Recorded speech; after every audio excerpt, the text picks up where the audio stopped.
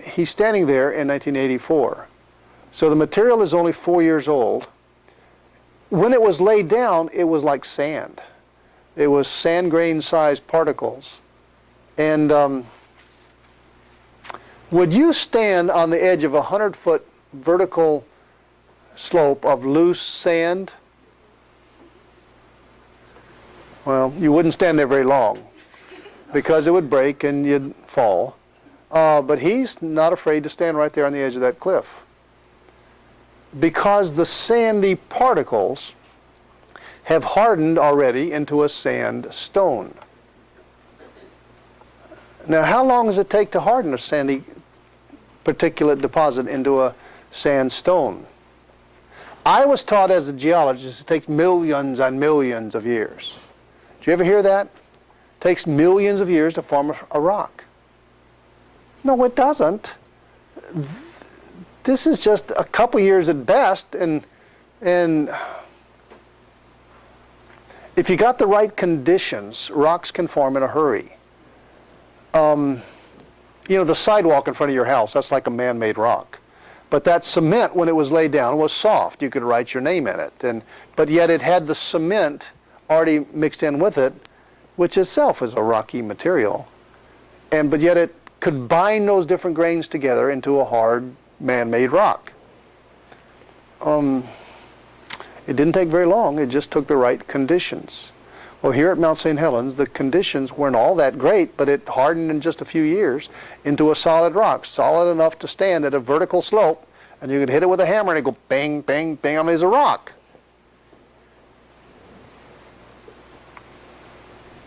But looking down that canyon, man, that reminded me of Grand Canyon. I mean, just think Grand Canyon, this big, wide canyon.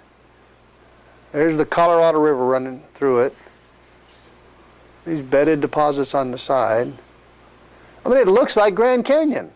Here we are down inside. There's these steep-sided walls, the bedded deposits. There's the Colorado River. There's some giants standing next to the Colorado River. One of them named Steve Austin.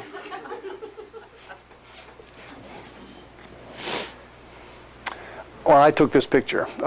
This is not an award-winning picture, but you know, we're in there, and I said, you know, I'm gonna. So I lagged behind them, so I let them get ahead of me a little bit to get in the picture for scale, and they had walked right here, and then within a second or two after taking this picture, I continued on toward them. This sandy deposit, I mean, this river, this creek, this drainage. It's still wet. I mean, it's still hot. There's water in there. And the pancakes, I mean, they're hot. And so the water is hot. You put your hand in that water and just scald the skin right off of you. It's not pleasant. I mean, it's hot water, okay? And so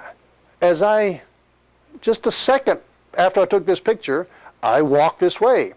And I don't know, you've been in snow drifts, where the snow is soft, but sometimes there's a crust of snow at the top of this thing, and you can walk along that crust of snow. But if you break through the crust, you sink down up to your knees, right? Yeah, I mean, you've done that, right? Not do this with your heads. Yes, you've done that.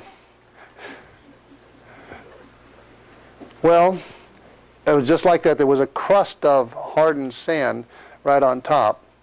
But, of course, they had walked over it before me and disturbed it, and now I walked over it, busted through the crust of snow and began, and suddenly this whole zone turned into quicksand. And there I am, sinking down in quicksand. And scalding hot quicksand, I might add. Now, I've done a lot of wild and crazy things in my life. I'm not afraid to die, and I've come close to dying many times up on mountains and stuff, but if I had my druthers, I'd rather not die in quicksand. I just don't like quicksand. I don't want to die in quicksand, especially scalding hot quicksand. I don't like that. And there I am sinking down in scalding hot quicksand. You know, they say if you're ever in quicksand, it's best just to lie still and be quiet. You know, there are a lot of things going through your mind when you're sinking in scalding hot quicksand, and lying still and being quiet is not one of them.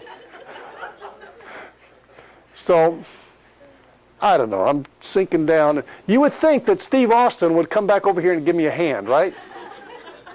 Well, Steve did come running back. He says, here, quick, throw me your camera. And I did. A geologist would do anything for a good picture, right?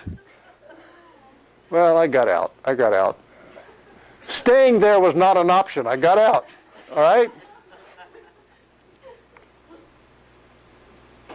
But there's Grand Canyon. Oh, I love Grand Canyon. Notice all these pancakes that you see, the side view of the pancakes. This whitish pancake, that's the Coconino sandstone. There's the red wall limestone. You know, these things go for states. I mean, they go for most of the American West is covered by these pancakes. There's this pancake I like the most, the Tapete sandstone. I studied that one the most. That's the lowest pancake. The Colorado River is just a little bitty dinky thing in here. It's 100 feet wide or so. It's a big river, but to carve an 18-mile wide canyon, it would take millions and millions of years, they say. By the way, you know that term millions of years? You hear it so often, it just kind of rolls off your back, but you gotta learn to say that word right. Notice that whenever your teacher says millions of years, they don't just say millions of years. Whenever they say it on the PBS special or something, they don't just say millions of years. They use their hands. They say millions and millions of years. You know, it's just this outrolling, you know, and you got to cock your head just right. Millions and millions. That's the way they always say it. Millions and millions of years. It's because it's an arm-waving term. It has no meaning. It might as well say eternity and eternity. What does that mean? You can't, that's not something that the mind can comprehend. Millions and millions of years. Well, let's go back to the mountain.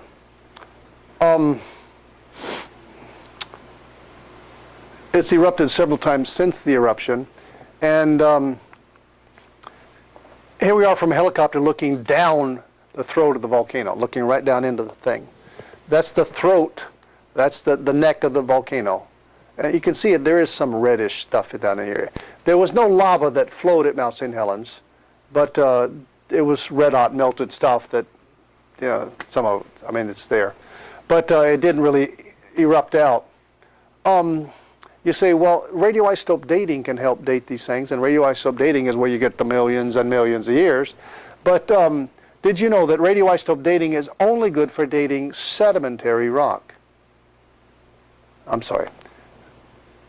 Radioisotope dating is, it's impossible to date sedimentary rock. It can only date igneous rock, rock that used to be hard, melted rock, like lava.